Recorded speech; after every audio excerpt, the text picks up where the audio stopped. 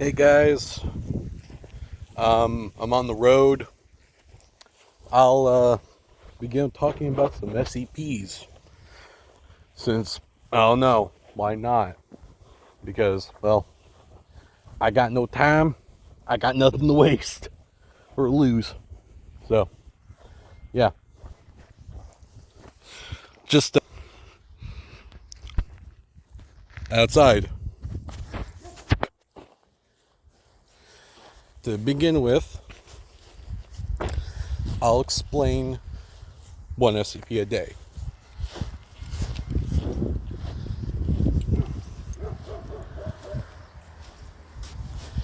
This should be good, right? Yeah.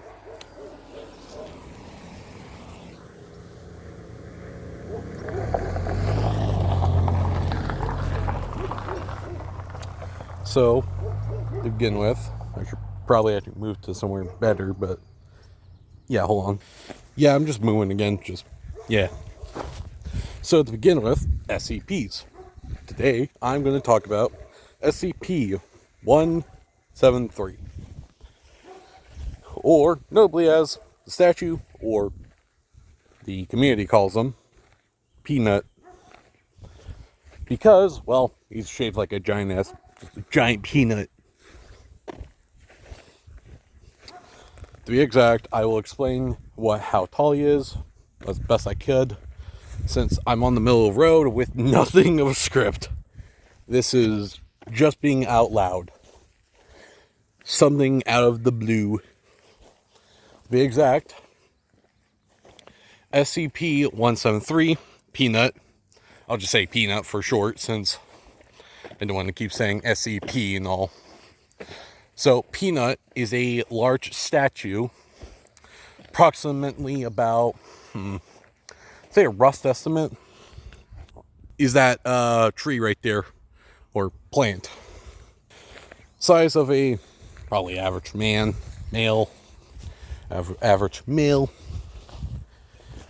but he is, or it, he's weird. Just hold on.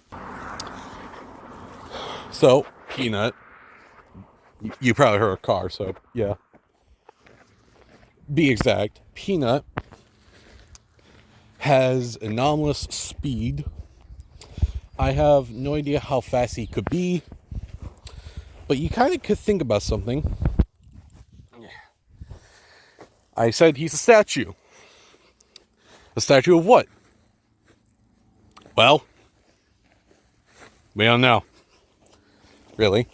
But stories, or theories, I'm looking at you, Dr. Bob, who I got this story from, exactly, the origin, or a theorized origin of SCP-173, of being a person being shoved into a statue by their wife. Them being stuffed into a statue by their wife, being murdered. Get the idea. Hide evidence. But there's the newer model of what he looks like compared to the old one. The old one I like. I'm an oldie. Get the point. I like classic. The classic version looks completely is made out of full concrete, with rebar as its main sternum. Like a skeleton, you get the point. You know, bones, stuff. But the rebar is just continuously in one position. But there's many more about it. It's spray painted by Crayola spray paint. Get the point. Some red, some green, some black, some white. Entirely on the face. Looks like an alien with a huge head. Creature, Peanut, has one move. Is snapping necks. Yeah. Fatality rate of him is pretty high, I'll say. Off the top of my head, that is super high for his fatality rate. because, snapping necks. But people may be asking, or probably know what I'm about to say, is how does he move? Here's the thing. He doesn't. He doesn't move exactly as what people would expect. I'll try showing what he looks like. Okay, stay. Alright. He looks like this. And that's it. He's always in that position. But people have stated in the community that whenever you hear him, or in the wiki of him, you can hear him scraping on the ground. He's made of concrete entirely. No joints. Nothing. I'm still wondering how the hell he can, snap neck. But the entire point is that you cannot escape him unless you do one thing. And I am saying this towards all SCP lovers and fandies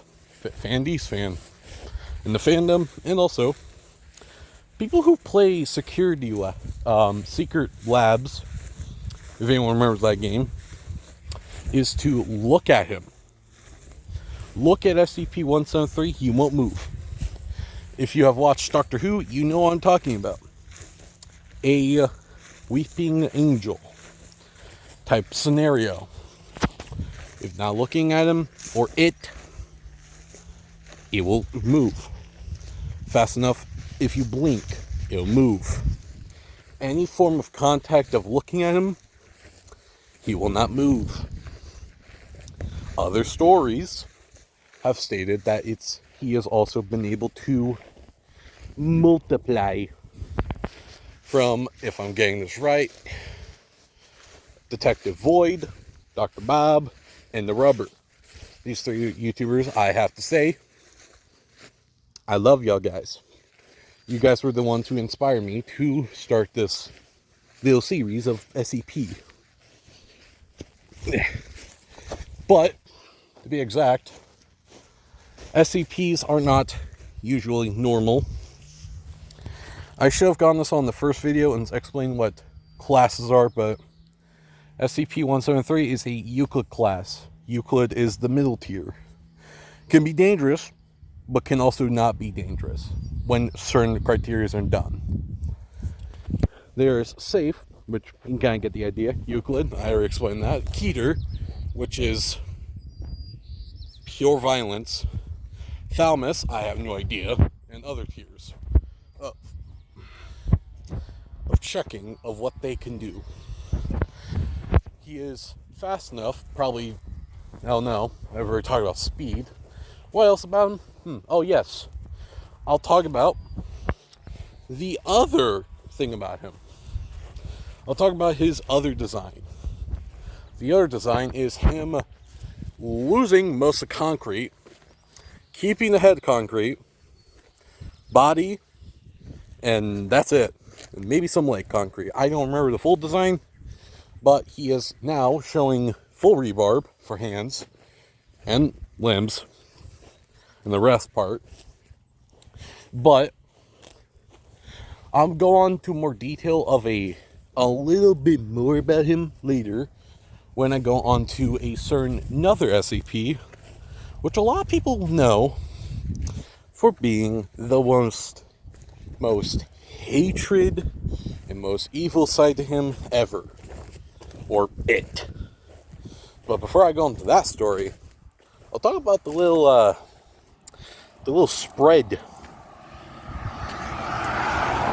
SCP-173 in the past, or stories people have said, and also have done research of Dr. Bob, Rubber, Detective Void. These guys, favorites, love them. I've said again, I got these stories from them a while back. The story is exactly one day, SCP-173, when they were going into SCP-173's containment room, they found another copy. exact replica of it. For some strange reason, it multiplied.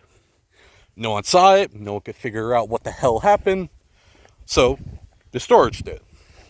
And in our container room, as the same setting, but immediately, it happened again. Another day, replicated. Another one, and another one. Continuously, you can kind of see what's happening. Continuously growing and growing and growing.